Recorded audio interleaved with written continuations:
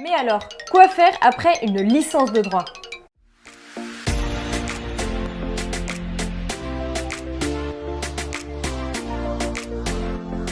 Salut à tous, j'espère que vous allez bien. Je suis vraiment ravie de pouvoir faire cette vidéo avec vous, encore une fois pour vous donner de bons conseils. Dans une précédente vidéo, je vous ai expliqué ma situation, la situation d'une étudiante qui n'a pas réussi à être sélectionnée en master pour l'instant.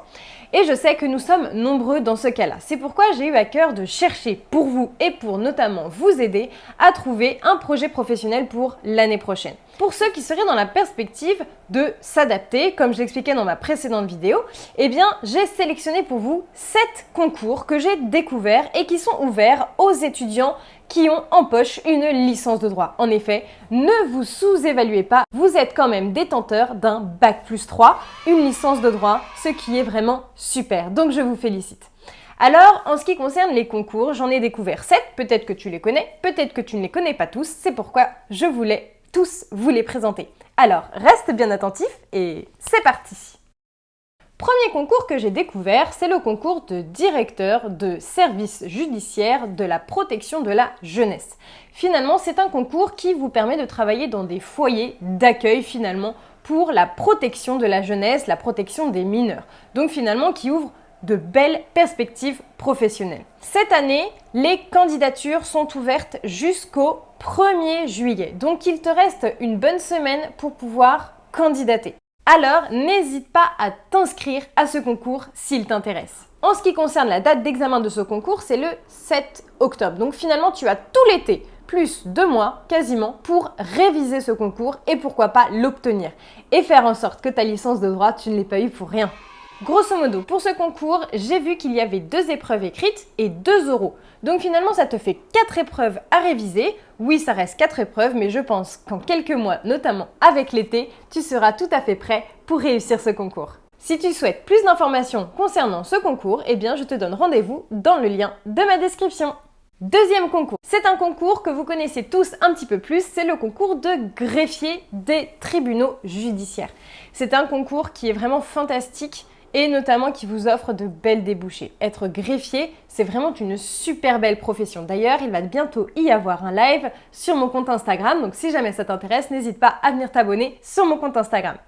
Alors ce concours, comment est-ce qu'il est organisé? Il s'organise en 2 épreuves écrites et 4 oraux. Oui, c'est un petit peu plus lourd que le précédent concours, mais quand même, devenir greffier, c'est quand même un très beau statut, notamment avec une licence de droit, le concours t'est ouvert. Alors moi, ce que je te conseille, c'est si jamais cette profession t'intéresse, regarde bien les dates pour candidater. Cette année, les inscriptions étaient en janvier, donc je pense que pour l'année prochaine, ce sera pareil. Les dates ne sont pas encore totalement déterminées. Toutefois, prépare-toi pour janvier à t'inscrire à ce concours si jamais la profession de greffier t'intéresse. En ce qui concerne l'examen en lui-même, il aura lieu normalement en mars. Puisque cette année, il est en mars, on peut estimer que l'année prochaine, ce sera à peu près les mêmes dates.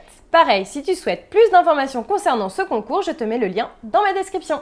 Troisième concours. Alors c'est un concours que je ne connaissais pas, que j'ai découvert, c'est le concours d'attaché territorial. Donc ça c'est par exemple si tu es détenteur d'une licence en droit public. Bien sûr, si tu es détenteur d'une licence en droit privé, le concours t'est tout à fait ouvert. Toutefois, si tu as une licence en droit public, c'est vrai que c'est peut-être plus ton domaine. Donc devenir attaché territorial, c'est vraiment travailler dans les collectivités territoriales, te déplacer, être vraiment beaucoup plus dans la structure globale de l'agglomération, de la ville, du territoire en lui-même. Il ouvre de très belles perspectives d'avenir. En ce qui concerne ce concours, j'ai pu voir qu'il y avait 2 épreuves écrites et 2 oraux. Donc finalement, je trouve que c'est un concours qui vaut la peine de passer puisqu'il n'est pas quand même très lourd. Il reste, voilà, 2 épreuves écrites, 2 épreuves oraux. Je pense que tu es tout à fait capable, avec une licence de droit, de réussir ce concours si jamais ce domaine t'intéresse. En ce qui concerne les dates d'inscription, sache que pour cette année, c'était entre mars et juin et que l'examen avait lieu fin juin. Donc pour l'année prochaine, je pense que ce sera grosso modo la même chose. Donc n'hésite pas à te préparer, tu auras 1 an pour préparer ce concours. Il existe plein d'annales, plein de bons exercices pour préparer ce concours d'attaché territorial. Notamment si tu souhaites faire un stage, par exemple de septembre jusqu'à décembre, pour te préparer à ce concours et en savoir davantage sur ce qu'est un attaché territorial, ça peut être une très bonne solution et alternative pour toi. 4e concours que j'ai découvert pour toi, c'est le concours de conseiller des affaires étrangères. Alors ça, c'est vraiment un concours que j'ai totalement découvert parce que je ne le connaissais pas et je trouve ça super intéressant, notamment si tu aimes bien les langues, si tu aimes bien l'échange, les rapports humains, mais surtout si tu es fort en langue parce qu'en fait, le concours sera vraiment axé sur ta capacité rédactionnelle et orale, linguistique. Donc je pense que ça peut être une super bonne alternative si tu aimes bien les langues, si tu as une licence de droit et que le métier peut t'intéresser. Toutefois, attention, ce concours est quand même assez élitiste, il n'est pas forcément hyper évident puisqu'il y a des étudiants qui sont diplômés d'un bac plus 4 et bac plus 5 qui le passent.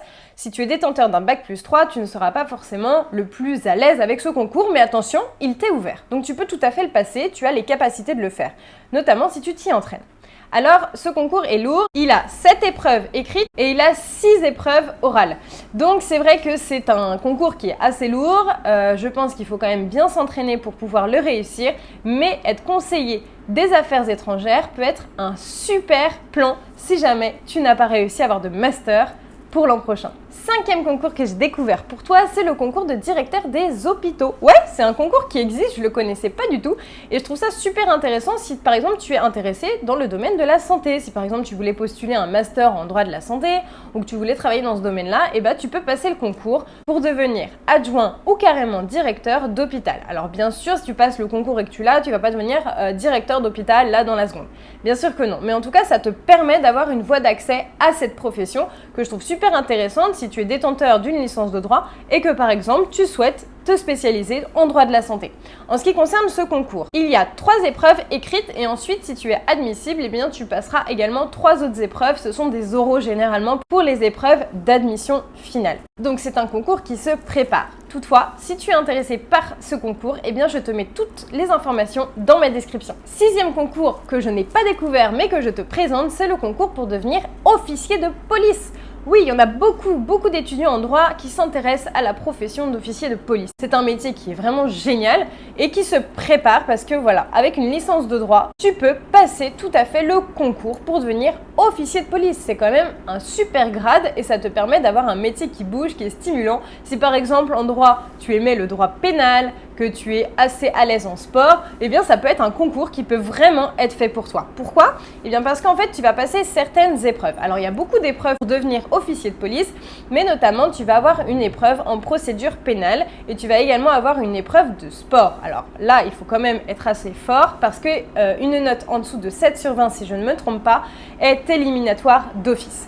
Ensuite, si tu es admissible, tu vas pouvoir passer des oraux, des entretiens psychologiques, des entretiens de motivation avec un jury pour te présenter ton parcours et ce pourquoi tu as présenté ce concours. Pareil, si tu es intéressé par ce concours, je te mets tout le lien dans la description. 7e concours que j'ai découvert pour toi, c'est le concours d'inspecteur des douanes. Oui, il y en a beaucoup d'entre vous qui sont hyper intéressés par cette profession que j'ai découvert personnellement en 2e année de droit et que je trouve hyper intéressante. Pareil, si tu es intéressé par le domaine du droit pénal et que voilà, c'est une matière avec laquelle tu étais assez à l'aise, ça peut être une super opportunité pour toi. Donc pareil, en ce qui concerne ce concours, il est ouvert et accessible avec une licence de droit. Normalement, les inscriptions se passeront en octobre. Donc, ça te permet de bien réfléchir cet été à ce concours, de t'y inscrire au mois d'octobre si jamais ça te tente et de passer l'examen au mois de janvier.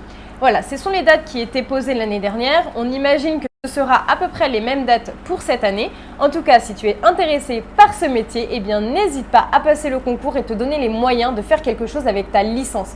Vous êtes détenteur d'une licence de droit, ce n'est pas rien, ce n'est pas parce que tu n'as pas réussi à avoir un master cette année que c'est foutu. Non, tu as plein de concours à passer. Tu as l'avenir devant toi et je compte sur toi pour en faire quelque chose. En tout cas, n'hésite pas à me rejoindre sur Instagram ou tout simplement m'écrire en description et moi je serai ravie de pouvoir échanger avec toi. Je te souhaite une très bonne poursuite d'études et envole-toi!